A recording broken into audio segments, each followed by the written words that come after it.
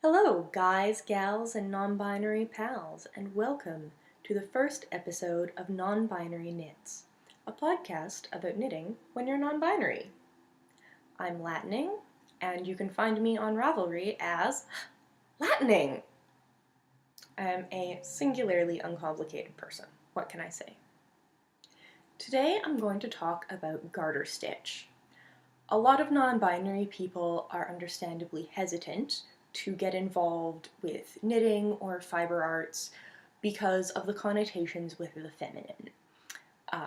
Whether you have trans men not wanting to have their gender invalidated, or women who just don't enjoy being constantly reminded of the feminine arts. There are a lot of gender assumptions that come along with knitting that I think most knitters chafe against, but I don't see a lot of people coming out and actively challenging them. So I want to say right now that knitting is a life skill. It lets you make warm clothes so you can be warm and not die in the winter, and not dying is a gender neutral thing. I'm pretty sure all genders are equally invested in staying alive and not being dead. So, if anyone gives you any hassle for knitting, you are preparing for the apocalypse, and they are a little punk. There, you have my authority. However, if you've just gotten started knitting, probably all you can make is garter stitch. Fortunately, this is one of the warmest fabrics for the apocalypse. As you can see, it is made when you knit every row, which forms this lovely squishy ridged fabric. And all of the little ridges trap air, which makes it so warm and squishy and wonderful. It also, as you can see from this shawl, which I will get to in a moment, it does a fantastic job of blending color in tonal skeins. Like this, it's beautiful. It looks like a sunset. If I put it on, it's just a cute little sunset around my neck. No one color is overpowering. There are no big weird blotches. See? Cute. But if I take this off, and I hold it up to you and I stretch it out a little bit, you can see that there are actually big chunks of yellow. Get up close there. There, big chunks of yellow. Bigger chunks of pink. Which is fine, but it doesn't look as nicely balanced and blended as it does when it's in garter stitch. And that's really, in my opinion, one of the major strengths. It's warm, it's squishy, and it will help blend those skeins of yarn that look so lovely in the skein, but just can't knit into anything. So, with that in mind, let us go in to showcase some of the patterns, starting with the one I have been holding up and showing here. This is Caitlin French's Terribly Simple. It is a free Ravelry download, and it is indeed terribly simple. The only change I would make with this is that it uses knit front and back, and my knit front and backs are really, really tight. So I would use a yarn over and then knit it through the back loop to close the hole to do all of the increases on this. So it would make the edges just a little bit stretchier, because this is really stretchy in the middle. And it would just balance it out a bit. But I love this. It is for a friend. And I hope she loves it because it is totally her color. Yeah. It is made in Hawthorn. It is in Hawthorn Fingering Multi in the discontinued colorway Wilshire. If you want to substitute it, I would suggest Kenton. They just came out with a bunch of new Hawthorne multicolors, so that's exciting. You should go check those out. Now, my next one that I want to show off is also in Hawthorne, in the now discontinued Hawthorne Sport in Vancouver. See? Isn't that beautiful? This is not showing off the colorway at all. The blue absolutely glows. It's lovely. Now, Hawthorne Sport has been discontinued, but the Vancouver colorway is still available in multi, and this pattern, which is Reina, everyone probably recognizes Reina. Reina is a free Ravelry download and is recommended for, I believe, fingering weight yarn anyway. Now, I love this because it is big and thick, and I can tuck the ends underneath, so I get like a double cowl to my bandana. And there we go. Yeah. I wear this all the time. And it is warm and cozy. And as you can see in the lace, I'm going to take this off so you can see a bit better. As you can see in the lace, there are slightly larger streaks of color and a little bit more pooling that I got with this one. But between the garter stitch and the lace, it does a fantastic job of blending all of the colors together and balancing them out. Even where it looks a little bit, like there's a little bit of pooling when you put it on, it's fine, and you just have a lovely highlight. That's something I'm always concerned about with pooling, and much to my relief, garter stitch pretty much eliminates that problem. So that's a huge relief for me. If you're working a sweater or something though, I would absolutely still alternate skeins. And if I did another Reina with something as variegated as Hawthorne, I might, but I really like the pooling in it, and everybody who sees it loves the pooling and compliments it. So, de gustibus non disputandum. All right, and moving on to the final free project is, which everyone from Ravelry will probably recognize. It's a boom!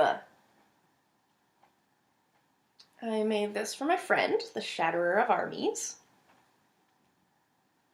And it's really big. It's bigger than my wingspan. I think this gives you a good shot of the color.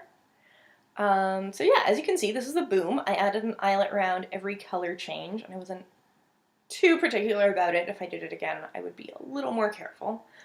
But I'm really happy with it. This is made in Caring Cakes in red velvet, which is a light bulky, I think now it's classified as a worsted. It initially ran as a bulky. And that's 200 grams of self-striping, 80% acrylic, and 20% wool. So it's actually quite nice and warm, and surprisingly soft, as well as being machine washable. Considering this is for my friend for ringette, I anticipate that that will be useful. That said, I don't really know how to wear one of these scarves. I keep trying to figure it out, and I have a sort of okay thing on my Ravelry page, but mostly I'm in Canada, so I'm cold, so I just want like a big cowl, and this is great. And that's not stylish, but I'm happy. Fortunately, the Shatterer of Armies is much more fashion inclined than I am, and hopefully she will know what to do with this. I do just want to show off these two colors. The two grays were so hard to tell apart when I was knitting them, but they're quite distinct when you wear them. And a lot of people have been complaining about the sprinkles in the Caring Cakes. As you can see, there are some pink dye specks in here and throughout the gray, and even a little bit in these ones. And everybody is allowed to have your own their own opinion, but people who don't like speckles are wrong. That's my opinion. You cannot like speckles. It's fine. More speckles for me. But yeah, there was a lot of heat on Ravelry for the speckly-ness in there. And I just don't know why, because I think that looks lovely. So I am going to move on to my finished garter stitch projects that are paid, starting with the Dodging Raindrops cowl by Vanessa Ewing. So this is knit in Hawthorne Fingering in Alameda, which is still available. You can see I had a little bit more pooling issues with this, but ultimately the colors work really nicely together, and it doesn't matter because when you put it on, it looks fine. See? And I quite like it. I think, though, that I'm going to wear it upside down because I like having the larger, more holes up near my face. All the lace. See, yeah, there's like a big pooling chunk there, and then like a purple right beside it. But when you're wearing it, it just looks kind of like a lagoon. At night, maybe full of nuclear waste. I don't really know what a lagoon looks like. I'm from Canada. We sort of have them, but they also freeze regularly, so it's what I think like a fantasy lagoon would look like. And yeah, I love this. It is available on Ravelry for $5 from Vanessa Ewing, and the only change I would make from it, personally, would be to replace the ribbing with just more garter stitch. I think I would extend this, all of the lace by one repeat, and eliminate the ribbing if I did it again. But yeah, I absolutely love this. I love this colorway. Again, this is Hawthorne Fingering Multi in Alameda, and it is beautiful. I love Hawthorne Fingering. It is my favorite yarn. Which is why you shouldn't be surprised to see the Garter Ridge hat in Hawthorne Fingering in Lad's Edition. Lad's Edition has been discontinued, and unfortunately there is nothing that I can really recommend as a substitute for this. But both Happy Valley and Lovejoy come kind of close to capturing the vibrancy. So I love this. I made this for another one of my friends, Strozzi, who is on Ravelry. I taught him to crochet, and now he's learning to knit, so good for him. Applause for Strozzi. And as you can see, it is an excellent hat. I don't have a skein handy, but Lad's Edition is a very dark purple yarn with just this brilliant pop of bright orange, and I love it. But it's really hard to avoid pooling, and this is where Garter Ridge is just fantastic. It's available by Karen Dimler Lawrence on Ravelry as a Knit Picks download for $4.99. And it might be on Ravelry now. I'm not sure. But either way, about $5, and it looks smashing.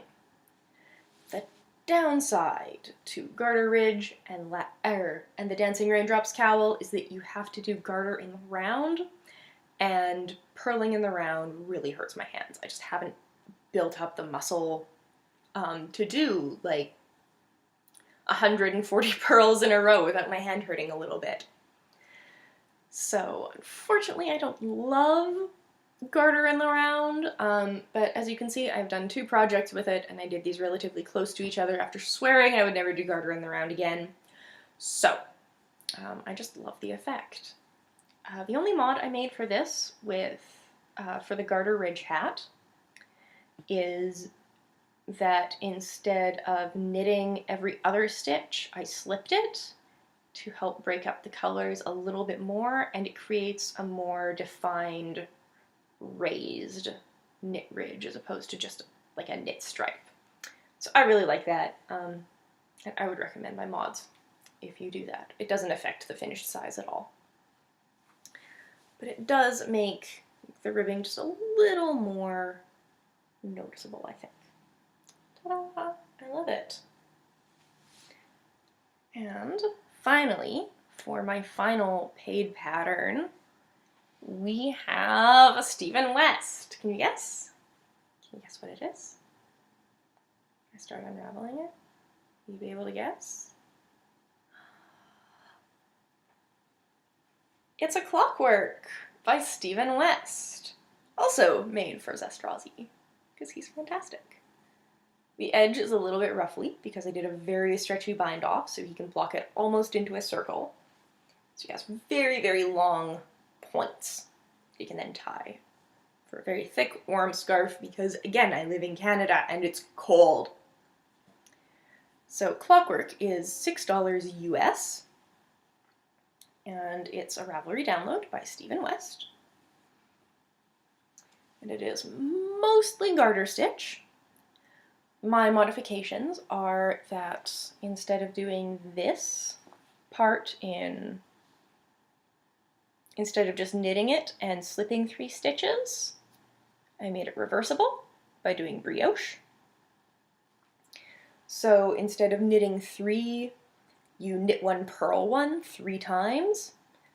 So the purls make up the knit stitches on the back. And you run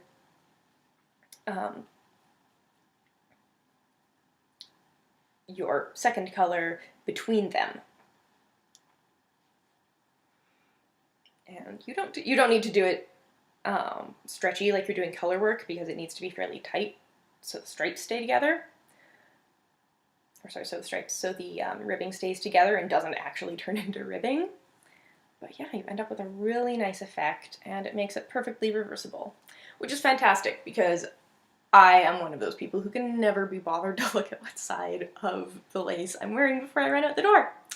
So this is fantastic for when I borrow it, and yeah. This is made in Hot Socks Sockenwool 4-fach in colorway 24. My Oma would get on my case if I did not at least make an attempt at pronouncing German.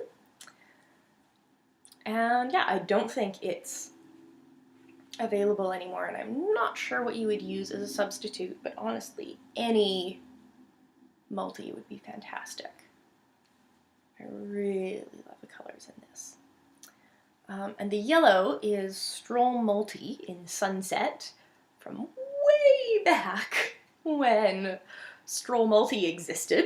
I think it was 5 or 6 years ago. And as a substitute, I would recommend Stroll Tonal in Poppy Field if you wanted to knock this look off. So yeah, this is my first West knit. I wasn't enamored with it. I would have preferred stitch counts for every round. I have ADD and I have dyscalculia. So counting a lot of stitches, like every 3 sections, is basically my version of hell. So having stitch counts in between each section would have really, really helped. But other than that, it's a lovely pattern. It prints off in like 1 page, so it's great. You can just toss it into your bag and go, and it's very, very easy to memorize. I got through, I think, 1 full section. How many sections are in here? Yeah, I wasn't even at halfway through the first section before I had it memorized. It is fantastic TV knitting, even the teeny tiny bit of brioche you have to do. So that's nice. I would recommend it. I have opinions about Stephen West. I really don't like neon, so every single time I see one of his patterns, my immediate response is just, ugh! And then I go and look at it, and I actually look at the artistry, and it's really nice. Yeah, I really don't like neons. So I'm really happy with this in a more sort of traditional clockwork, very steampunky, in my opinion, type of garment. Not that there's anything wrong with neons, obviously. But yeah, they spook me. They spook me like a wild horse. So, now that we have discussed my weird hang-ups about neons, let's talk about works in progress. So, Knitpicks had a sale a while back. They had their big summer sale, and I normally only stock up on yarn like twice a year. I'll place a big order and that's it. It's normally when Knitpicks does their sale. And as I said, Hawthorne Sport was discontinued. And that was traumatic for me. There may have been some crying and some lighting of candles. But in the end, I overcame, and I decided to try out Rose City, which they described as like a rose garden for your feet. So, alright, I'm into that. And I was thinking, like, reds, maybe some pinks, maybe pink, but not like pink. It's magenta. This is Hawthorne Sport in Rose City, and it is just magenta. I was not expecting it to be this pink. That said, it's not really a problem. I would not use this as a cowl. I don't think it really goes with my complexion like that, but I love bright socks in the winter. And this is bright, but not a neon. So, for me, it's perfect. But every time I look at it, I am slightly blinded and have flashbacks to being 6 years old and wandering through the Barbie aisle. But what does it look like? So I have one sock finished, which you're not going to see, because I'm trying to finish these for the Canadian Knitters Brown Bag Sock Club before August is up. So if you see those in her July-August Brown Bag Sock Club thread, you will know that I finished in time. And yeah, this is how it knits up. There is a little, it's not quite that fuchsia as is showing up in my screen. So yeah, as you can see, there's a little bit of pooling or striping, but overall the whole thing is mostly a really nice tonal, and it actually looks like a rose garden. That is such an apt description, and I really love these. They gave me a lot of trouble because I was trying to avoid the pooling, so I started out with needles that were too small because I wanted to have really like thick, warm socks for the winter. And yeah, they just ended up being too small, which I figured out once I got to the cuff, first sock. So that was unpleasant. And then I ripped them out and I tried doing a cable pattern on them, which will be published later once I make it up in a sock that agrees with me. And yeah, I got through the heel, and I found out that the heel was too tight for the cable pattern I had chosen. So I had to rip them out again. And then I swore a lot and decided that if they were going to hurt me like that, I was just going to make them into plain vanilla socks, and they didn't get to be fancy. And they just sat down and behaved quite nicely. So, we'll see. I might have a little bit of this left over, which will hopefully be enough for the diva socks I want to make, which, small spoilers, so we'll see about that. And yeah, this is in Hawthorne Sport, Rose City, 100 grams. I should get one pair of socks for my size, like 6.5, 7 feet out of it. Second project, which I am also going to try to finish at the 11th hour for, again, the lovely Canadian knitters. Canada 150 knit along. And this is upside down. It is Freya by Caitlin French. And it is just a big, lovely cowl. I'm knitting in loops and threads, braid big. Look at that, isn't this, it's like the size of my torso. I ran out 4 rows from the end. I had to go and buy another one of these, which was also the only one in the store. And when I had gone to Michael's a week ago, there had been tons. So that was a relief. I think I got the last one.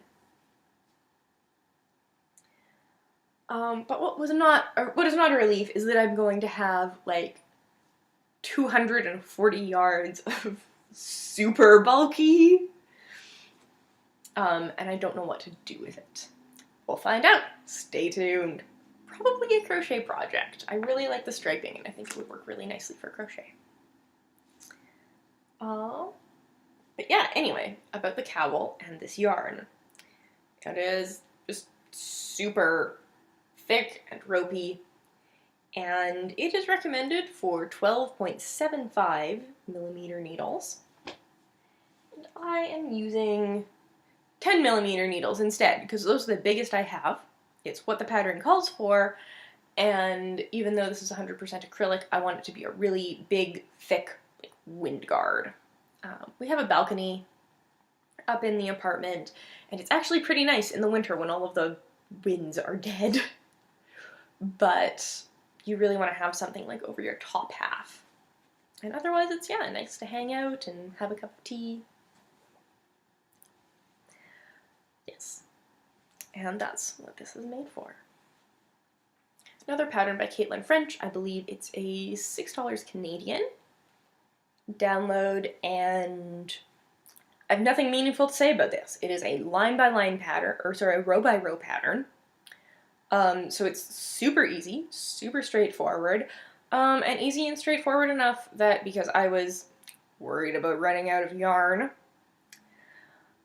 I decided to start and do this top down. And I didn't have to do anything other than note where the decreases should be increases, and just sort of reverse engineer it that way, starting at the bottom of the pattern and working my way up. And yeah, her pattern is so well written, you can knit it backwards and you will be fine. So I love Caitlin French, I love her stuff, and I'm so happy to finally be able to give her money for one of her patterns. Yay! Yeah, I love it. Hopefully it'll be really warm. Now, as I said, there was a small Michael's trip, but before I move on to that, we are going to discuss the shame bucket. Yay! The shame bucket is where I put projects that are shaming me, which fortunately is only one project.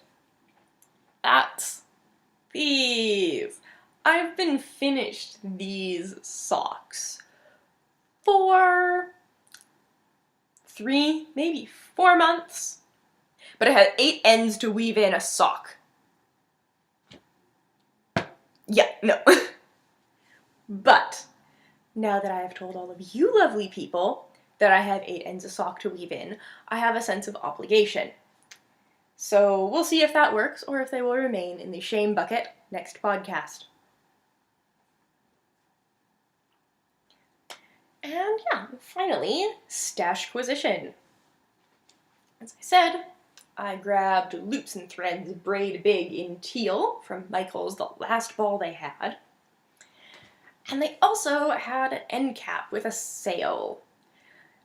And normally I'm not totally into the stuff they have on sale at Michael's. I don't have a really big stash. I like to keep it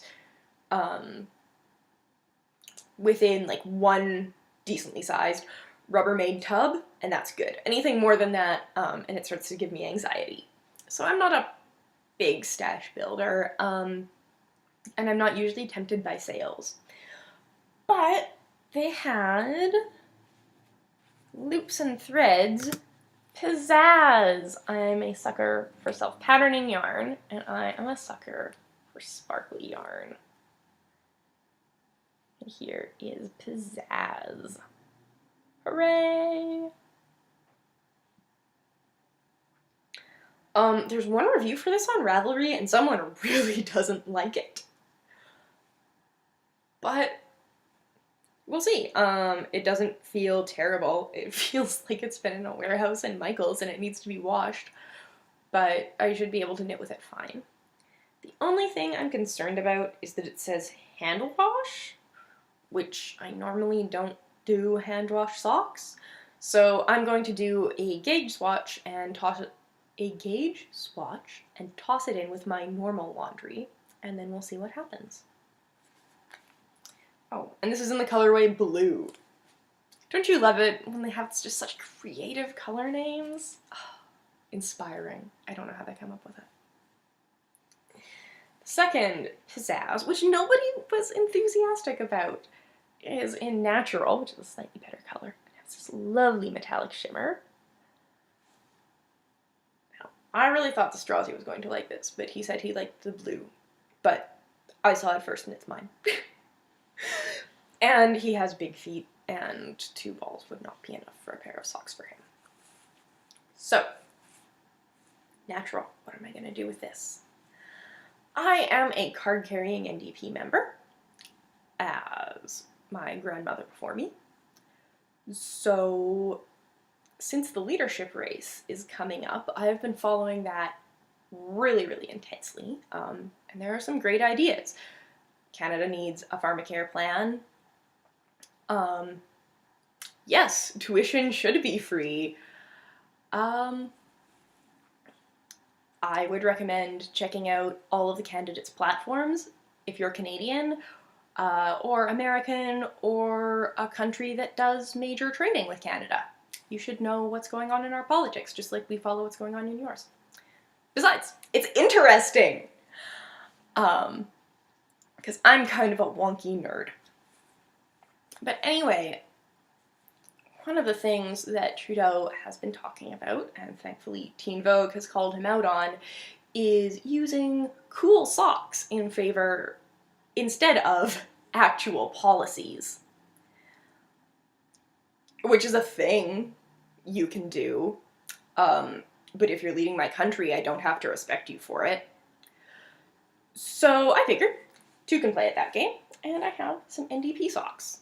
And I'm either going to make them for me, or for whoever wins the NDP race. Because, yeah, 2 can play at sock diplomacy. Besides, it's nice and orange, and that's the NDP color, and it's tasteful, unlike the carrot orange that is the NDP color. So yeah, I think that'll be interesting. Normally, I wouldn't get too political on a knitting podcast, but we live in interesting times, and everybody should care about their local politics and what's going on around them. Caring is the most important thing you can do. So, yeah. Please pay attention to your local politics, your local elections, and get involved if you can. It's a really, really great way to make long-lasting positive change in your community. So, thank you for watching. I will see you next time, and the next episode will be about lace, why it is not inherently feminine, and different types of lace you can incorporate into your wardrobe or your knitting repertoire. Until then, have a great day, and please take care of yourselves.